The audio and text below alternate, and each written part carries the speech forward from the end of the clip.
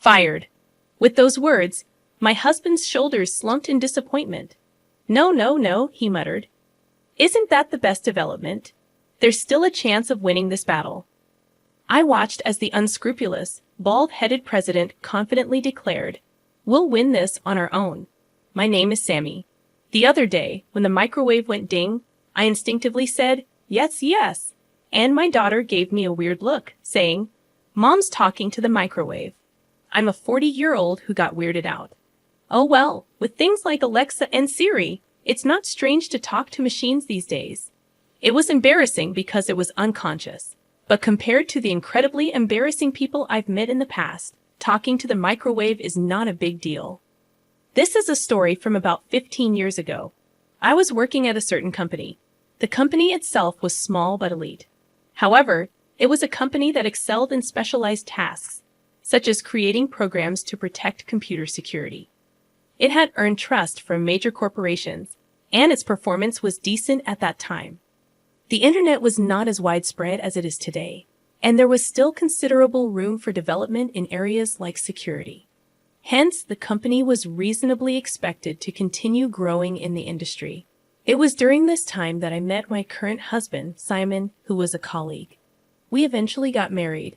However, even before marrying him, I had been bothered by advances from the company president.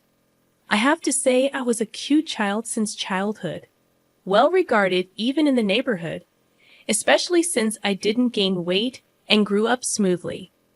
I was often asked by magazine photographers to take snap photos in the streets, being envied by everyone. I had the side effect of easily attracting troublesome men, and the president was one of them. Thanks to that, I don't like my own face. Even if I just said good morning, the president evaluated it like this: "You're a good girl," always greeting me with a smile every day. And he would proudly talk about it to other employees. At that time, the president was 48 years old. He was bald, and the remnants of his hair that remained were plastered onto his forehead. Despite that, he seemed satisfied, showing no intention of fixing it.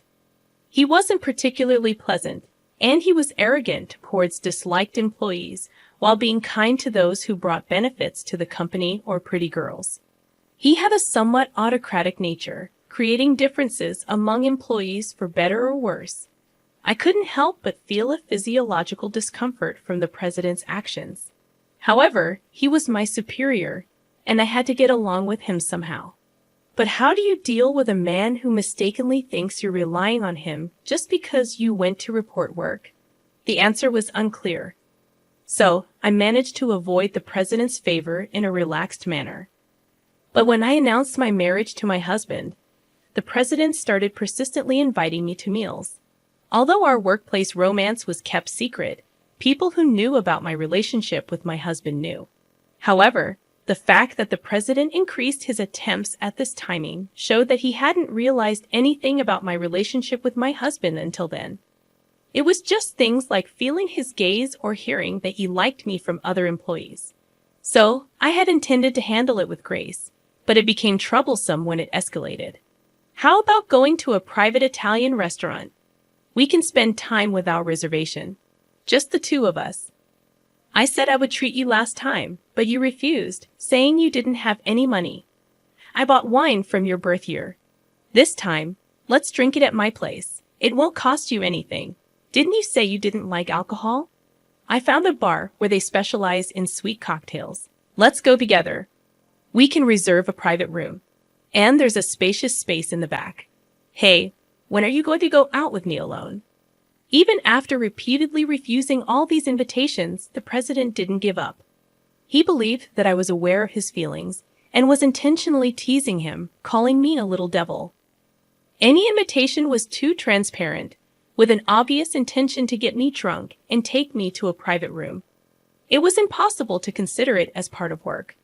If he suggested going to a crowded park in front of a police station and invited me to drink water while trying to lick salt, although I would hate it, considering it as part of work and attending wasn't completely out of the question. But in the end, would I go? No. Did you catch me? He chuckled. Because he was so persistent, one day I said, "Please give up on me," it's bothering me.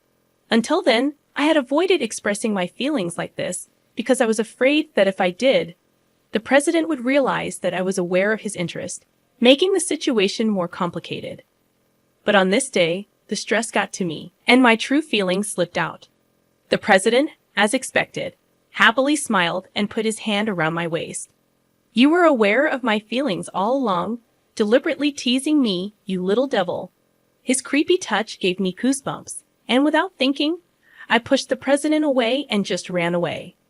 Originally, my husband had been worried about the president's actions, suggesting that I quit my job. However, I stubbornly stayed in this company because I wanted to see my husband working up close. My husband was the top technician in the company, and he is currently developing a new system that is expected to double our performance. Once completed, I desired to continue observing my husband, who always works so diligently. If I quit and sought employment at the same company, it would be unthinkable. So despite enduring the creepy president, I wanted to stay. However, it seems like it's time to put an end to that.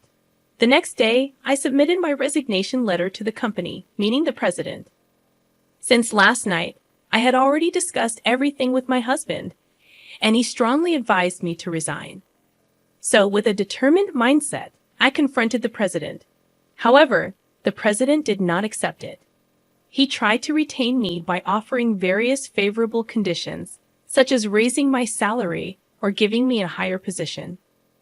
If only he had said, "I'll resign so you can stay here," I would have happily remained in this company.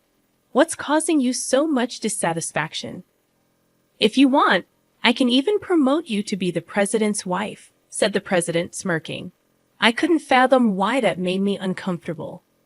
"I've told you many times I'm already married. I'm fed up with being invited to meals or having your hands on my waist." Without thinking, I expressed my true feelings to the president, who responded with, "I see. It's his fault, huh? What, your true love is me, right? I understand that we never shared our feelings before, and you felt inferior in my position as the president. You got married, pulling away because of that," he continued. No, that's not true at all. No need to be embarrassed. I understand everything. I thought he was a pitiful scapegoat for you, and I've endured being kind to you despite being jealous just because you're his wife. But if that's the case, he's unnecessary. Why is the conversation heading in this direction? I never saw you in that way from the beginning. All right. I fully understand your feelings. Well, in that case, I'll accept your resignation. The future president's wife doesn't need to do the work of an ordinary employee. I'll let you enjoy a more comfortable life. Saying that, the president pocketed my resignation letter and disappeared from the president's office. It's hopeless. The communication is unbelievably ineffective. What does he mean by blaming my husband? How did that bald guy interpret things? Oh, wait a minute. Isn't this surprisingly lucky for both me and my husband? Just got married, and now I'm unemployed. My husband smiled, troubled, and said, "What's wrong?" To that, I replied with a smile. "Well then, congratulations. That system you were developing. It was meant to extract suitable customers for the company, right?" "Yeah, but if you're not there, the data won't be updated. There's no point in looking at old customers that haven't been updated for a long time. But the foundation is already there, and someone else can understand and execute the update in less than half a year, right?" Yeah, that's not it. Hey, how about using that half a year effectively and starting your own business? To my proposal. My husband looked surprised, but ultimately burst into laughter, saying, "You're quite cunning. That's good. I can work with my husband again." My husband's actions from that point were swift. 30 days after being fired, as the president declared, we used our savings to start a business. During this time, my husband had been talking to the outstanding employees of the previous company. "If you want, how about joining our company?" Well, it was more like headhunting. The bald president, who couldn't even use a computer, was often unaware of the struggles on the front lines and would often impose impossible tasks. Thus, other employees said, If there's any company where you who can do the job better than anyone will understand the side of the workers, it's yours. As a result, almost all employees decided to switch to my husband's company, leaving only the upper management whom the president favored. If I had stayed in that company, I might have been among them. Furthermore, following my suggestion, my husband developed a new system, an upgraded version of the one built in the company. He leveraged his connections from the previous job to not only secure jobs, but also created 2 new security systems and sold them to other companies. Originally, in a field with few competitors, people tended to flock to companies that produced better products. The number of companies requesting work increased rapidly, and within 4 years of starting the business, my husband's company became the industry leader. With the company's performance on the rise, the employees were feeling elated until one day, the president suddenly visited our company. Unable to ignore him, my husband reluctantly guided the president to his workspace, doubling as the president's office. Worried, I also accompanied them. "What can I do for you?" my husband asked as the president immediately bowed with tears and apologized. "I've been watching your actions for the past few years. I now realize that Sammy really hated me. I genuinely regret it." My husband listened quietly. He explained that the previous company was in financial trouble, short of staff, forcing excessive overtime on employees, and unable to pay overtime wages. If asked whether I wanted an apology, it didn't matter at this point. After all, my husband is clearly earning more now than when he was at the previous company, and he has increased the salaries of the employees. No matter what the president said, we're happy now, so it's fine. I had no interest in the president's apology, and it was just a waste of time. "If that's all you came for, could you leave? We're busy too." In response to my husband's words, the president got off the sofa, sat on the floor right there, and pleaded, "Please come back to our company. With you, our performance should recover. Please help us." The president bowed down, rubbing his forehead on the floor, but my husband quietly shook his head. "Since the day I was fired, I'm no longer an employee of your company. I have a responsibility to protect the employees of my own company, so I can't go back to your company. Please do something. I beg you. If you resign as president and your company comes under ours, that's fine," the president suggested desperately. Under no circumstances, my husband replied firmly, "I'm not sure what's best in this situation, since it's my first time." "Wait, are you asking me to resign as president?" "Of course. What you did to my wife in the past was an act that trampled on the morale of female employees. Nowadays, overworking is criticized by society. It's only natural. While what happened to me is now considered unacceptable by society, at that time it was quite a gray area. It was an era where it depended on the individual's interpretation.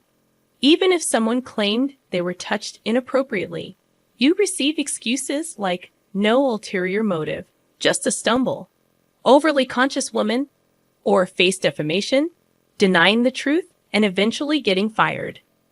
The situation with overtime was different until then.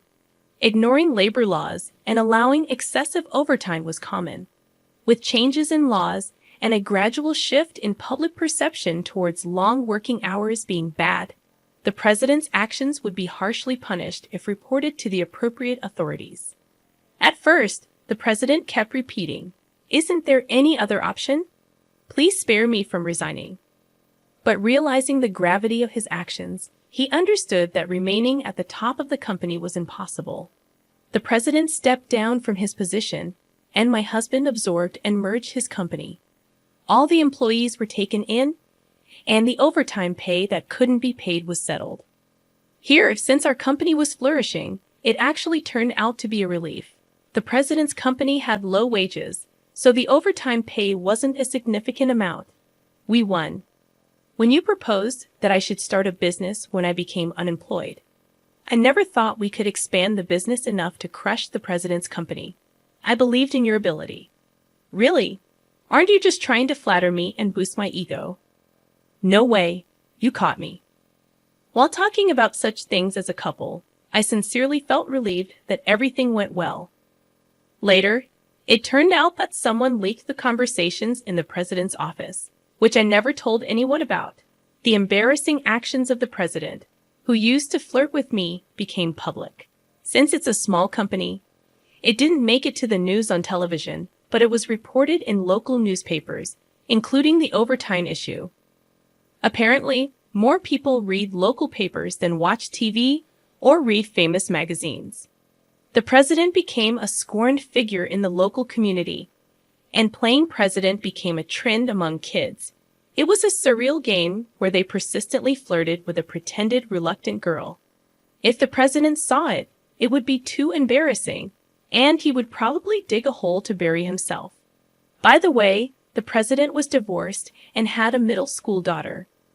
However, when this game became popular, it seemed that his daughter heard about her father's actions, and she returned home almost like running away. Well, for a sensitive teenage girl, having such a creepy father must be unpleasant. It's a case of reaping what you sow or self-inflicted misfortune. The president, who lost both the company and his daughter, couldn't find work in well-paying companies due to his inability to use a computer. Currently, he's employed as an office worker in a local factory, but he can't handle the central desk work there. So he has become responsible for serving tea to the female president. He who used to condescendingly order female tea servers with a loud "Hey, bring me some tea," is quite a downfall. The president himself probably never imagined a future where he would become a tea server. The employees who switched from the president's company to ours are laughing heartily at the president's dramatic fall from grace. There is no sympathy for him. On the other hand, my husband and I were blessed with 2 children. Our daughter is talkative, making fun of me when I bow my head during a call or respond to the microwave. Well, she's cheeky but cute. Our son is a year younger and seems to excel in computer-related matters like his father. Despite being still young, he creates small programs, so I think he has a promising future. Unbiasedly speaking, it would be nice if he could take over the company. He, however, wants to become a YouTuber, work for Uber Eats, or be a pizza delivery guy. Wait, son, isn't there anything else? While being tossed around by the children every day, we enjoy our happy days. How did you find this story? Don't forget to subscribe to the channel. See you in the next video.